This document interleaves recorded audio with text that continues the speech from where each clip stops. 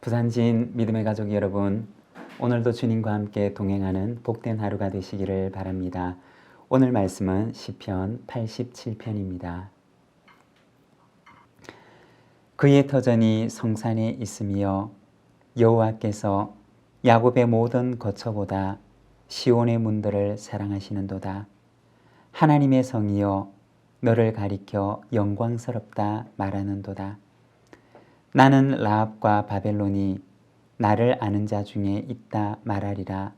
보라, 블레셋과 두로와 구스여 이것들도 거기서 났다 하리로다. 시온에 대하여 말하기를 이 사람 저 사람이 거기서 났다고 말하리니 지존자가 친히 시온을 세우시리라 하는도다. 여호와께서 민족들을 등록하실 때에는 그 수를 세시며 이 사람이 거기서 났다 하시리로다. 노래하는 자와 뛰어노는 자들이 말하기를 나의 모든 근원이 내게 있다 하리로다. 아멘.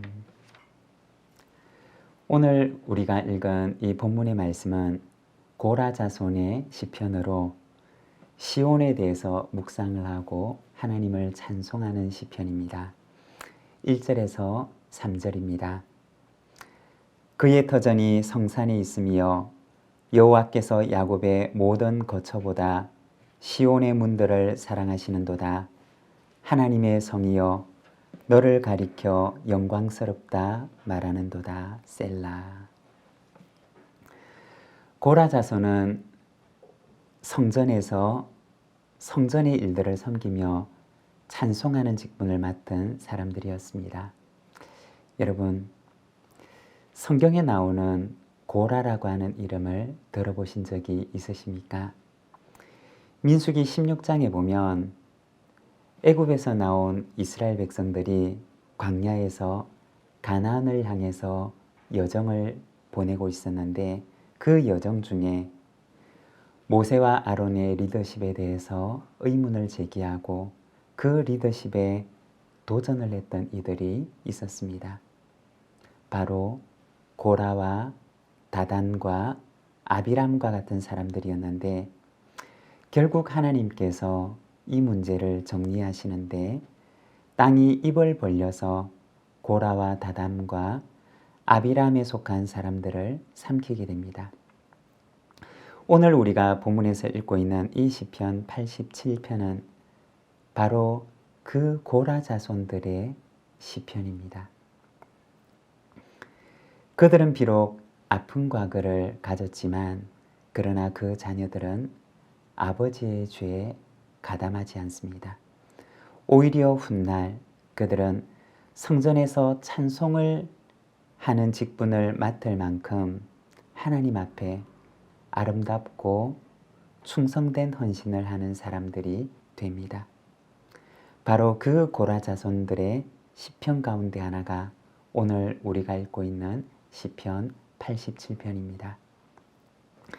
시온의 영광을 찬송하는데 3절에 보게 되면 하나님의 성이여 너를 가리켜 영광스럽다 말하는도다 라고 찬양합니다. 누가 이렇게 말하고 있을까요? 불특정 다수 사람들이 시온을 가리켜서 이렇게 칭찬하는 것입니다. 영광스러운 성이로구나. 사람들이 이렇게 칭찬하는 이유는 단 한 가지입니다. 하나님의 이름이 그 성 중에 있기 때문입니다.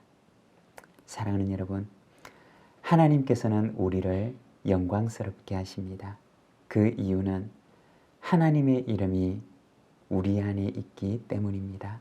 여러분, 우리가 하나님의 이름이 우리 속에 있는 영광스러운 하나님의 자녀임을 기억하시기를 바랍니다.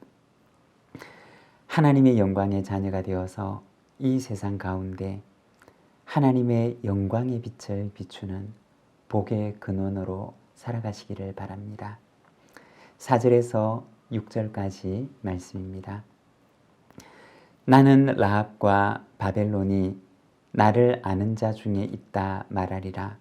보라, 블레셋과 두로와 구스여, 이것들도 거기서 났다 하리로다.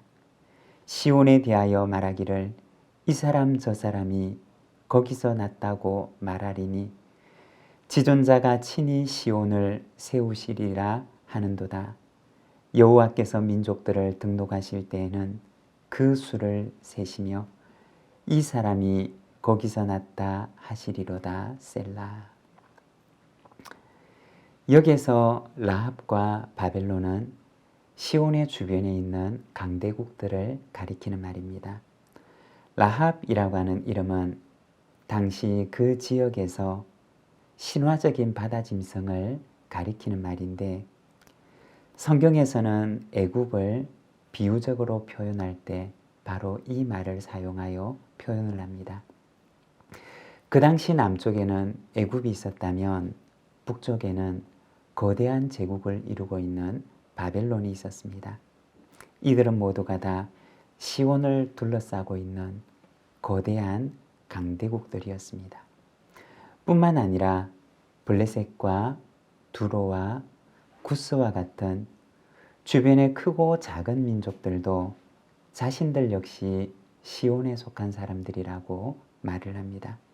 그리고 6절에 보면 아주 감동적이고 의미심장한 말이 등장하는데, 하나님께서 세상의 여러 민족들 가운데서 그들의 수를 세시고 또 그 이름을 하나씩 하나씩 기록을 하고 계십니다.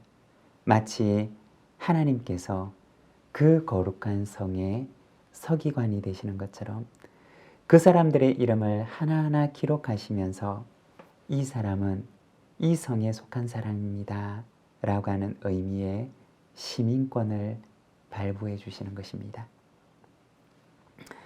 시온성에서 태어난 사람들 뿐만 아니라 여러 흩어져 있는 나라들에 속한 사람들이지만, 그러나 하나님의 백성이 된 이들에게 그들의 이름을 등록하시면서 하나님의 성 시온의 시민권을 부여해 주시는 것입니다.